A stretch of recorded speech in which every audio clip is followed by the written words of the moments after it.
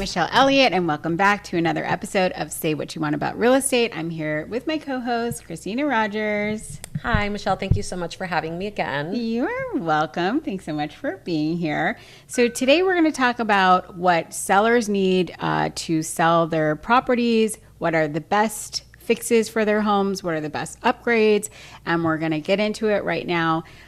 So Kristina, I know that sellers often come to you sometimes years before they put their house on the market, and they want to know if their upgrades are going to be worth it on the open market. So today we're going to talk about a 5-year plan and what to do to get your house on the market right now and whether or not that's going to be good value for your money. So if a seller were to come to you and say, hey, Kristina, I know we've talked before and I'm thinking about putting my home on the market. I think I need to completely gut my kitchen. What are you thinking? What's going through your mind? Well, I typically don't like my clients to do major remodels for the sake of moving. I do like if they're remodeling for themselves and they're getting use out of it. The reality is, unless it's extremely dated, everybody has a different taste. So what they may think is the perfect way to flip it may not be what the buyers like. The things I do tell my sellers to do if they want to sell tomorrow are things like, how can we get your home ready quickly? Right. And how can we have it show its best? And usually it's really simple things. I like my sellers to do full interior paint. Mm-hmm. You don't realize how much a home needs that and how it brightens everything up. Just simply changing the colors can make a home feel so much warmer and brighter. What colors do you like to use?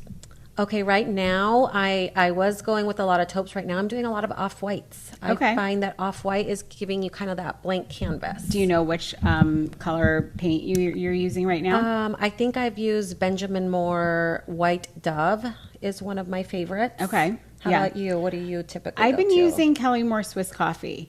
I feel like R.I.P. Kelly Moore. I know, it's so sad. But you know that they can do the Kelly Moore colors at Benjamin Moore. Yes. So if you're a big fan of the Kelly Moore colors and you're like, I still need my Kelly Moore, you can go into a Benjamin Moore and still get your old colors back, right? So that's a good thing. So so you'll do the full interior. Now, if your client is like, I don't really have the funds to do the full interior, like what do you recommend from there? I know what I do. What do you recommend? If they don't have the funds to do the full interior, I sometimes will cherry pick and just do the common area. So like right when you walk into the home for the sake of first impression. I've had clients that we don't have the budget to do everything. So we've only done the open area. So we did, for example, the upstairs hallway, but we didn't touch any of the bedrooms. Yeah. We did the downstairs hallway, and then we did the living room kitchen area because it was open. So essentially, we did only half the house, but the main thoroughways and where you're going to have those first impressions. Okay, that makes sense. So for me, for my clients, what I like to do is do touch-up paint, even if it's in the middle of the wall. So the key there is to have the old paint. So a lot of times our clients will keep the old paint, even if it's old and rusty and whatever. If you have the old paint, we can sometimes touch it up in the middle of the wall. It's a little bit easier if the paint is flat. But we can probably work with any paint, and you have to have the right people, of course, you know that, in your database to know who to pick for each job. I think that's kind of important too. And that's true. That's also very budget friendly to do the touch-ups throughout the house versus doing the main entryways and the pathways. But sometimes, like you said, like that's probably a more cost-effective way.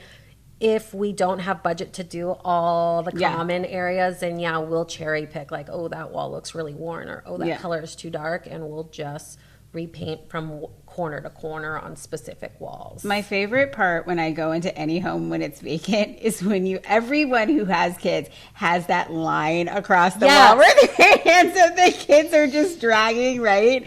Like everyone has that. Everyone has that in their house. About 3 feet off the baseboard. My kids do that. I have a 6-year-old and 10-year-old, and it's just like they get home from school, and I'm like, you haven't washed your hands yet. Why do they love touching walls? I don't know. Mine will walk down the hallway like this. Totally. So funny. So there's definitely high traffic areas that we So got. with that said, definitely in like hallways, I recommend, what is it called? The paint that you can wash off. Eggshell. Yes, Yeah. eggshell. Yeah. Thank you. Yeah. Eggshell, because you can wipe I little know. handprints out. I love an eggshell. So yeah, so definitely. Although the rest of the house I normally do flat, I think it photographs a little bit better. Yeah. Because you don't get that reflection on flat. Yeah, for sure. So let's go back to if it was 5 years ago and your client said, I'm going to do the kitchen. You're like, if it's not for you, then I'm definitely not recommending. I think same for me. If you're going to enjoy it, and frankly, a lot of people come to us and they want us to do their homes right when they are about to sell. And it's kind of sad because a lot of people haven't gotten to that wish list ever, right? Yeah. So it's kind of nice when they come to us a little bit earlier and they do get to have some enjoyment out of it. If they were going to do a kitchen or something like that. But let's say, the cabinets are in really bad shape and we've got to do something a little bit more. Certainly more of a mid-range remodel is what we're aiming for because you're not going to get that back dollar for dollar, right? Exactly. Which is why I like to say, if you're doing it for you, then please do it the way you like it. Right. Don't worry about the resale till later, right? But like you said, if you plan on moving in 5 years, if your cabinets are still in good condition, maybe we just paint the cabinets. Maybe they're the original oak color. Maybe we paint the cabinets, change the hardware, get a nice new countertop. So it's updated, but you didn't spend all that money completely gutting the kitchen. Yeah. Because in 5 years, the styles change. Right. Also, every buyer has different tastes. So what you think is beautiful, they may not appreciate. Yeah. But at least if you kind of semi-remodel it, you get to enjoy it for those 5 years. And then it's worth it. Totally. So what do you say to folks that are, that say to you kind of the opposite? They're like, well, why should I do any of these fixes? Because it is going to be someone else's taste. They're just going to come and rip it out. What do you say to that? Well, so what I say to that is exactly this. It's like the way you're going to get the highest price is by getting the most visibility and the most buyers through here. Right. It's like people will judge a book by its cover. Your home is the same way.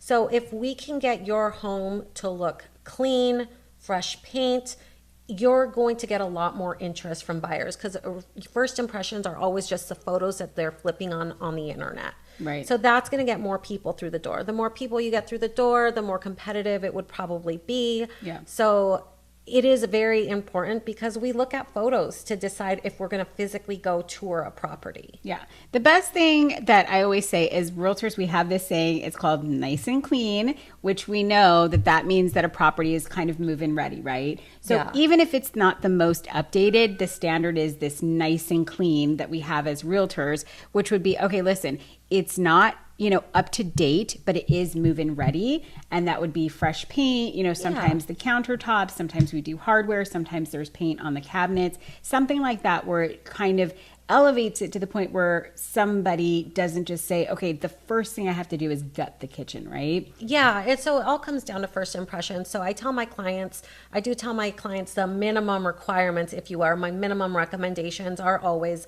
a deep house cleaning. I don't care if you have a cleaning lady or if you've never had one, but everyone's house could use a nice deep cleaning. So I've got a gal that just does an excellent job. We clean, if the cupboards are empty, we clean everything inside. There's no hair in the drawers in the bathroom, like the places you don't typically think of. The fridge, the oven. The fridge, that type of thing. And then I also say it's amazing what having your windows washed does. 100%. Like the house just glows and you don't even understand why. You get that sparkle. So you get that sparkle from the windows being cleaned and the front doors being cleaned. Yeah. And then paint, of course, once you're in the interior. But I tell all my clients it's house cleaner, windows, and if the budget permits, paint. Okay.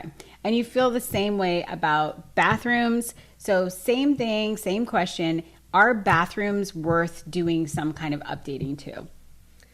I think it depends on the condition that they're in. If it's not functional or if you've got a lot of damage, then maybe you reface the cabinets. Mm-hmm. But I never like ripping apart something in order to sell because it can be Pandora's box. Yeah, right. it can domino very quickly. Right. So what you're saying is like you take out the tub and then you realize you got to deal with some subfloor Then you've issues. got subfloor dry rot, or and so I like to, if it's not functional, I do like to make sure we repair it. So again, like maybe we just reface cabinets or something like that. If we absolutely have to, then yes, we'll pull a vanity or something like that.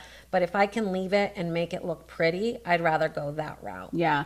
I think the biggest trap I find when doing a bathroom is the vanity, actually, because the minute you move that vanity, you got to deal with the floor.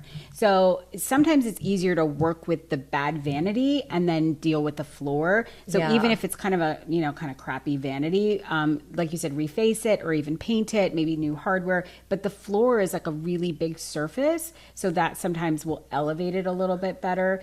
And I think, but not spending too much on the floor. I've definitely had clients that have put like a really cute pattern floor. Yeah. Just newsflash, you're not going to get a lot of that in your photographs. So it's not going to come out quite as beautiful online as it is in person, and that's important, right? Yeah, the photos are all about simplicity. Yeah. Is really what it comes down to. And I do think floors make a big impact.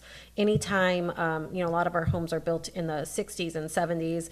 We've got that beautiful, like, tile in the entryway. I do like to replace that because it's such a small area where the doors swing open. Yeah. And that's like your first impression. Yeah. So that is an area where I do sometimes change the floor because it's just that small section, like right when you walk into the home. Yeah, for sure. Yeah.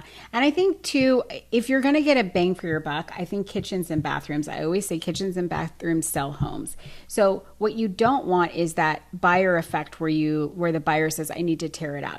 What happens with buyers if they feel like they need to tear it out is they make up a mystery number in their mind, right? How many times have you been shopping with a buyer and they'll say to you, oh God, this whole kitchen needs to be ripped out, and their mind goes to like $200,000, right? Yeah. And we've like updated a kitchen for like $5,000, right? And for them, if they've seen the kitchen and it's updated for $5,000 and it looks like, hey, yeah, I could totally move in here, but your buyer already has it in their mind, this is going to cost me $200,000. There goes your value, right? Yeah. Yeah. So, and I think absolutely. because there's no dollar amount, the buyers just get really, really concerned it's going to be this big number that they've got to tackle, right? Yeah. So besides kitchen and bathrooms, is there some other place you recommend? Let's say we're going to go for, we're going to move to putting your house on the market right now. What are the other areas you feel like could bring a lot of value? The entryway you noted. What else? I like to do the landscaping. Yeah, that's what I was gonna say. I really like to do landscaping, especially in the front yard as you're coming up for curb appeal. And then staging. I mean, I love staging in a home if it's vacant, if it's possible, even if it's occupied, partial staging. Yeah. It just gives that look where people can see themselves. It looks very magazine friendly. I always joke that, nobody lives like a staged home. Right. Like when people come over to my house, I'm like, oh, it looks just like yours. Right. Lived in. Right. But for the pictures, we want it to look just like perfect. It's a little bit of a fantasy, right? Yeah, 100%. Yes. Yeah, it's a little bit of a fantasy. Every mom's fantasy, right? Right. That yeah. their house would be that clean all the time with the perfect little magazine and the apples on the coffee table. Right. Exactly. I showed a house yesterday, and my cute little client, the daughter says, "Why is this fake pear right here?" Exactly. It's a little bit of a fantasy, but that's what you're selling, right? I mean, you're selling the future to somebody. We're selling, the place that they're going to have their Christmases and things like that. And that is kind of a fantasy in your mind, right? It is. We're selling that vision of those future memories Yeah. that are happening in that home. Absolutely. So, yeah. And those memories don't include kid mess. No, because in our world, our kids are super organized. Exactly. Yeah. So curb appeal, I love that. That's, that's what I do too. I think a nice coat of fresh bark that kind of works wonders. Some plants that we do kind of right at the end. Some little flowers, add a little bit of color depending on the season. Right, depending on the season. Yeah, I love that. So, and trimming. I think trimming, if we do some trimming, especially if we've got some obstructions, that are hiding areas that we really want to highlight, I think trimming could make a big difference there too. Yeah. Trimming really makes it look manicured and taken care of. The homes here are old, so we've got a lot of mature plants that sometimes are a little scraggly, but trimming them has them show their best. Yeah. Okay, so let's talk about some features of the home that your client may say to you, hey, if I do this, is this going to bring me value or is this going to harm my property? Okay. The big one I'm thinking of is a pool. What do you think if someone were to say, and they're not thinking about selling their house, just a casual question. Kristina, if I put in a pool, you're already smiling. Oh. If I put in a pool, am I going to get that back? Is that value to my home? Okay. So if you put in a pool because you're going to use it, yeah, I think absolutely you're going to get value. Are you going to feel that you're going to get enough value? If you don't like using the pool, then no. Right. But if you're putting in a pool for your personal use because you love it, you enjoy it, you're going to use it on a regular, yes, it's going to bring you value, but you're not going to break even from the cost to the value you've added to your home. Right.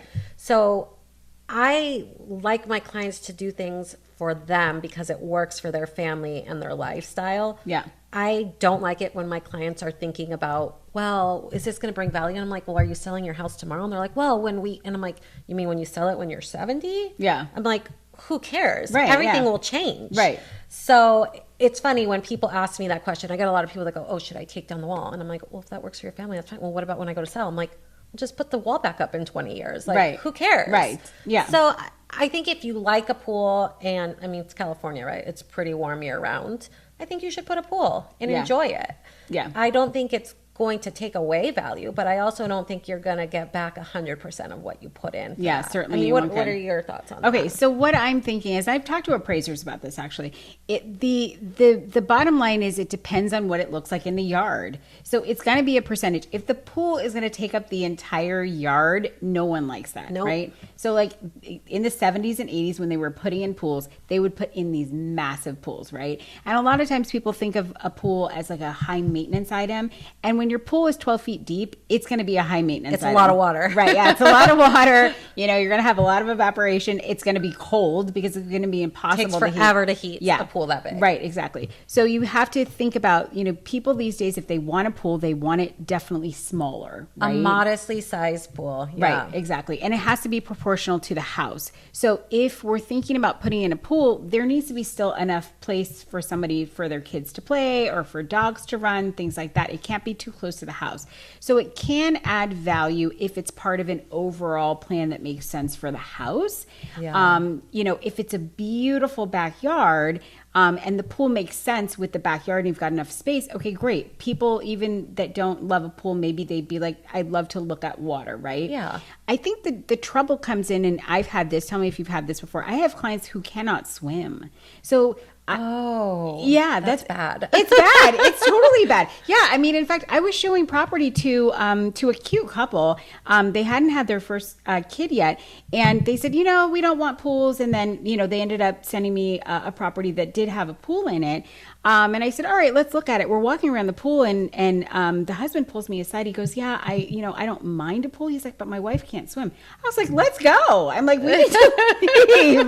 Like, I can't have you guys. Yeah, this isn't safe for anybody. No, it's not safe, right? What if the baby falls in the pool? The baby they don't have yet, but they did eventually have a baby. So yeah, I mean, there's some people, there's some restrictions. Some people are scared for their kids, for their pets. So that's the other thing too. Depending on the safety, features that the pool has, there's a lot of factors there. So I think there's people that are pool people and that are not pool people. And that's the thing. Like, I think when you have a pool, you have like the people that are like, oh my God, I have to have a pool. I love it.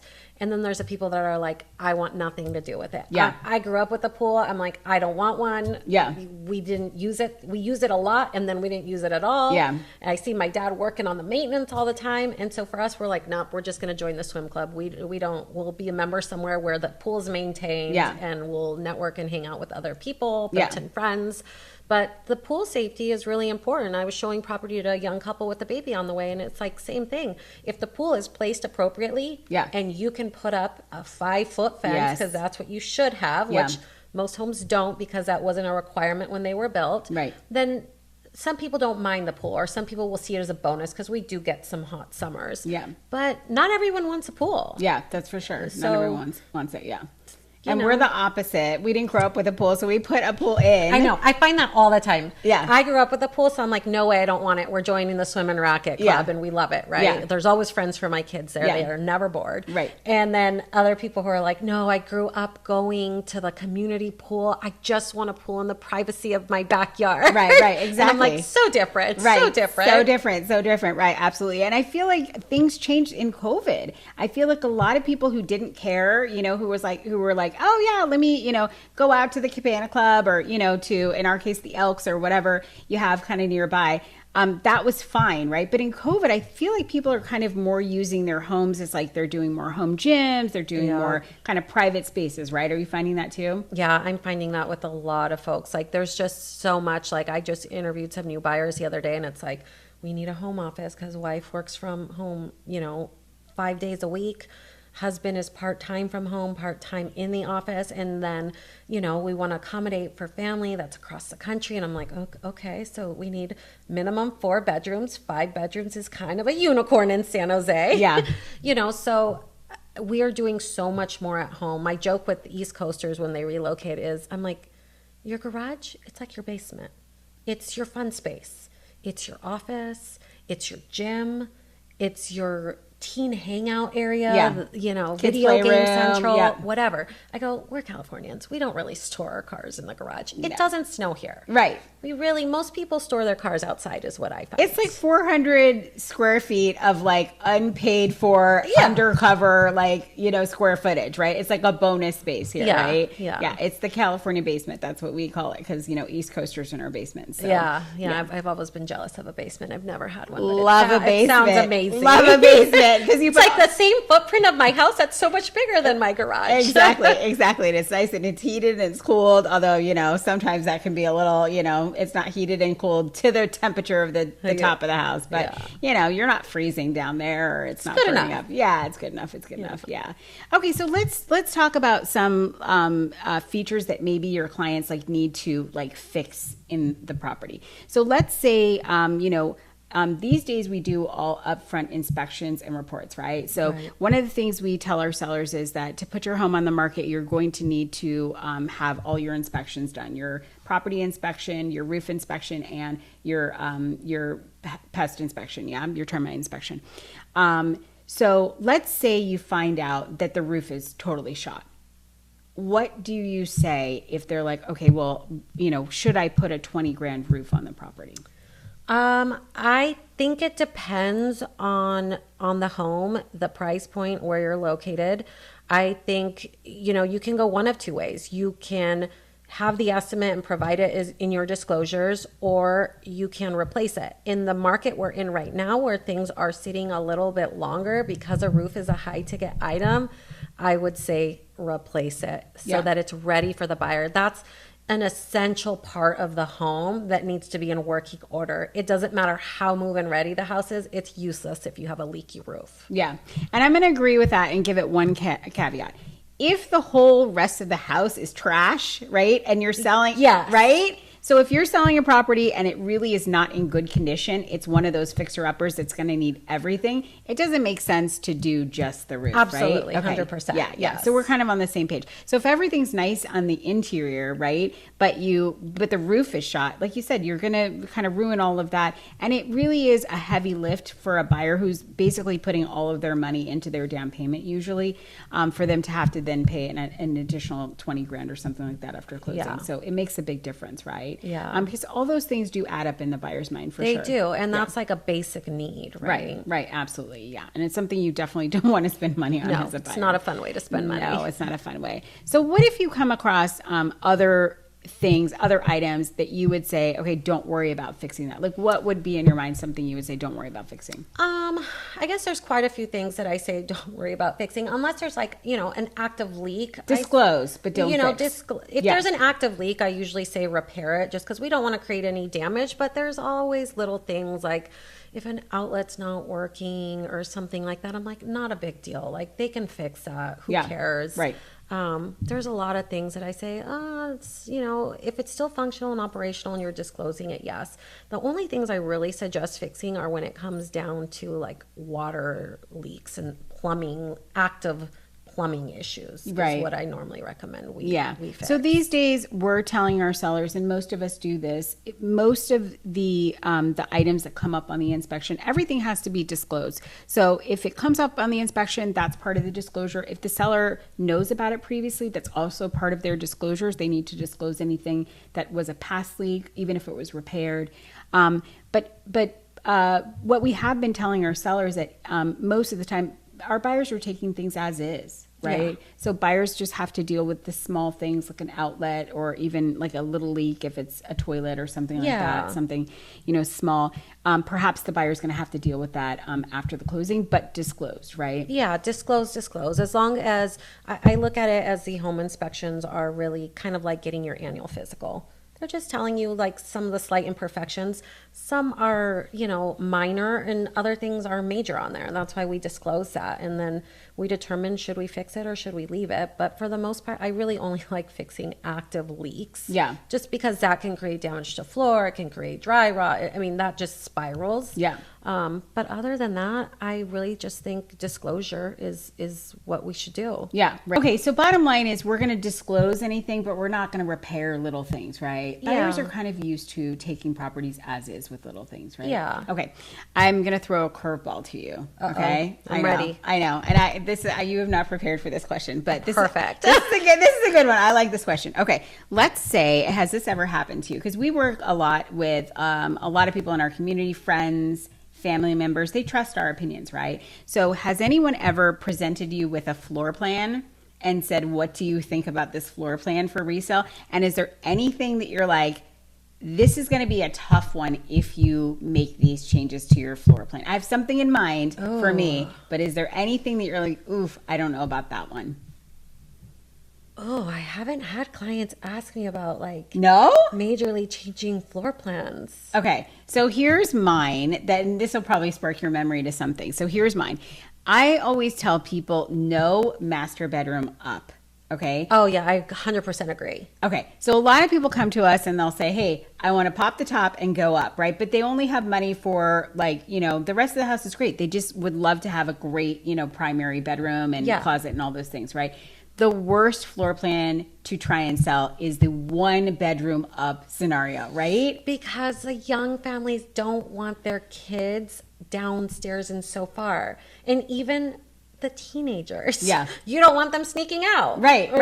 So most people are not comfortable with that. No. Or they go, well, that'll be the playroom. I guess we can take a smaller room until the kids get bigger. But then downstairs. there goes your value because that beautiful room is totally unusable. And so when I have shown properties like that to buyers, they will be like, no, forget it, because that floor plan doesn't work for me and I don't want to give up that beautiful primary. Maybe I can find a home that has the primary of my dreams and I'm not giving up that space. Because I've definitely offered that up, right? What if we make that a playroom upstairs, right? I mean, nobody wants to give their kids a fabulous playroom. You're almost better off combining 2 rooms downstairs to make an amazing master. Yeah. And just adding maybe a bedroom and a playroom upstairs. Yeah, right. I mean, 1 kid upstairs, okay, no big deal. But the parents being completely separate, I think people are comfortable with a kid being upstairs by themselves, but not with a kid being downstairs with the parents being so far. No one has ever said that, and I like that idea, Kristina. Okay, so what you're saying is, and let's put 2 rooms up there. Let's put 2 bedrooms up there, plus a little loft. Okay, yeah. Okay, and then we're going to combine the rooms downstairs, and we're going to put the primary downstairs. Yeah. You think that's more sellable? Probably. I think that's more sellable. Yeah. If your only option is to go up, I think you should at all costs avoid putting the master up there. Absolutely. Yeah, that's what I think too. I think that's just a really, really tough sell for folks for all the reasons that you said. It's hard for them to picture, and I think it's not worth the money, especially because if you're going to do a second story, you got to deal with foundation, you're going to have to deal with structure,